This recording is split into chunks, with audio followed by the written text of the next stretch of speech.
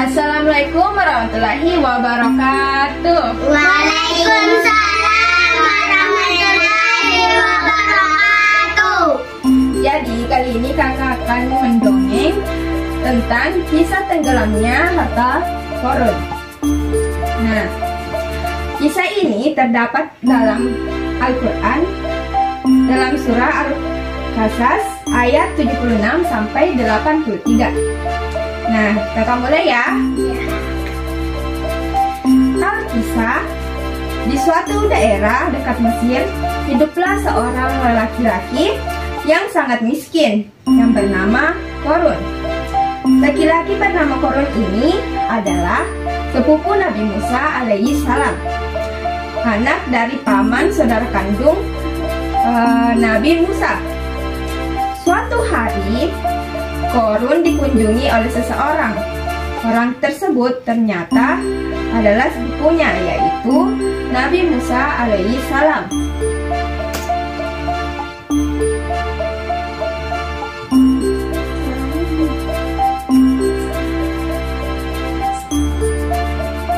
Nah,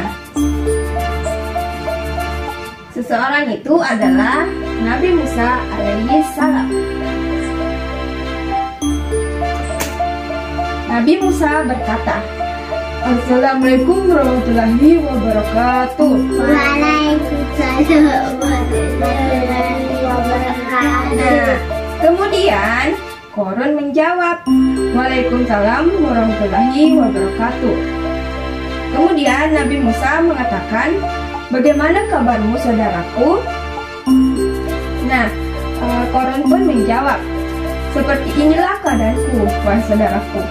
Sangat miskin, sampai-sampai aku tidak memiliki apapun untuk dimakan. Maukah engkau berdoa kepada Allah agar memberikan sedikit harta agar bisa bertahan hidup, kata si Qarun. Nah, mendengar hal tersebut, Nabi Musa alaihissalam sampai hibah dan berdoa kepada Allah Subhanahu wa Ta'ala agar saudaranya Qarun diberikan kecukupan untuk bertahan hidup. Nah, alhamdulillah, hari demi hari Qarun diberikan harta yang berlimpah karena ia belajar mengenai ilmu dagang jual beli perhiasan. Namun sayangnya semenjak menjadi orang kaya, Qarun berubah menjadi orang yang sombong dan suka pamer.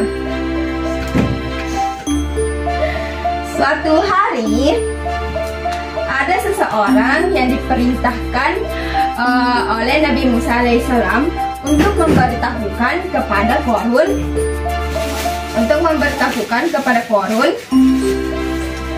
untuk mensedekahkan sedikit hartanya. Nah, orang tersebut berkata, wahai Qarun, aku diperintahkan oleh Nabi Musa untuk memberitahukan kepadamu agar engkau mensedekahkan sedikit hartamu. Kemudian Qarun menjawab, hei, enak saja.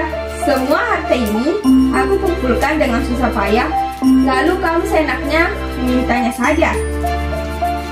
Nah, kemudian orang itu berkata, engkau sangat sombong wahai Qarun, kami hanya meminta sedikit hartamu. Lagi pula kekayaan tidak akan bertambah tanpa izin Allah. Nah, Qarun pun menjawab, hei, berani sekali kamu mengatakan seperti itu kepadaku. Pergilah, jangan datang lagi. Kemudian utusan Nabi Musa alaihissalam meninggalkan istana Qarun dan melaporkan kejadian itu kepada Nabi Musa alaihissalam. Setelah utusan Musa pulang, Qarun pergi ke tempat penyimpanan hartanya. Kemudian Qarun membuka pintu. Dia mengatakan, wah, hartaku sangat banyak. Tidak ada yang bisa mengambilnya dariku. Sekarang aku adalah satu-satunya orang terkaya di Mesir." Dan dia pun tertawa. Hahaha. Setiap hari, Korun selalu membanggakan dirinya. Ia sering berjalan mengelilingi kota, menggunakan pakaian yang mewah dan dikawal oleh para pria perkasa, yaitu pelayannya.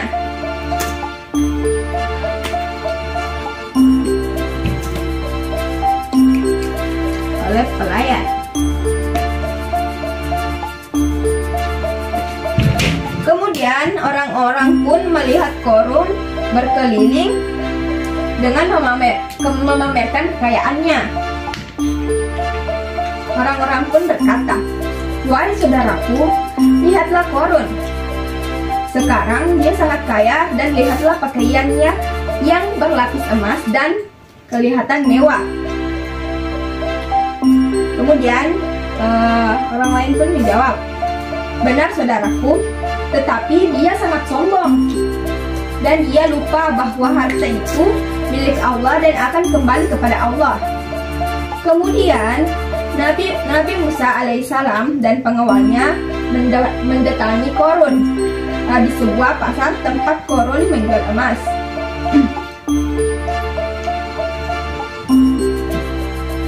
Kemudian Korun berkata, "Wahai Musa, apa yang membawamu jauh-jauh datang ke sini? Kalau kau datang ke sini hanya untuk meminta emas-emasku, sebaiknya pulanglah. Aku tidak akan memberikan sepeser pun." Kemudian Nabi Musa alaihissalam menjawab, "Wahai Korun, ingatlah masa lalumu. Kau begitu miskin dan Allah memberikan semua kekayaan ini." Kemudian Korun berkata, "Itu masa lalu. Sekarang semakin hari hartaku semakin bertambah. Itu semua karena aku menguasai ilmu dagang yang aku pelajari, bukan karena Allah," kata Korun.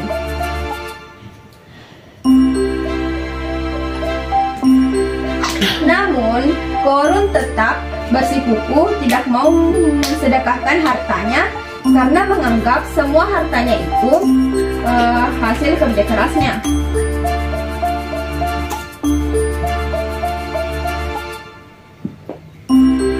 Kemudian Nabi Musa berkata, "Aku hanya mengingatkanmu, dalam setiap harta yang kita miliki terdapat 2,5% untuk hak orang miskin. Nah, aku juga mengingatkanmu, jangan bersikap sombong dan bantulah orang lain untuk orang lain yang membutuhkan, yang sekiranya Allah akan mengambilnya dengan mudah seperti saat Allah memberikannya kepadamu." Korun pun menjawab, "Pergilah wahai Musa, kedatanganmu hanya menggangguku." Sepeninggal Nabi Musa, kesombongan Korun semakin bertambah. Bahkan dia merampas harta orang lain untuk menambah kekayaannya. Suatu ketika datang azab dari Allah Subhanahu wa Ta'ala. Tiba-tiba langit menjadi gelap dan bumi bergemuk, dan semua isi istana berjatuh dan berantakan.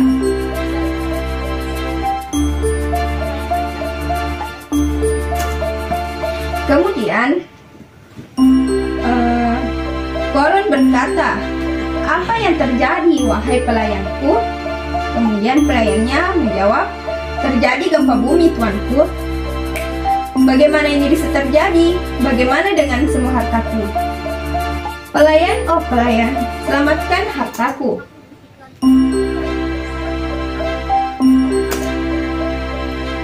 Korun pun berlari menuju tempat ia menyimpan harta kekayaannya.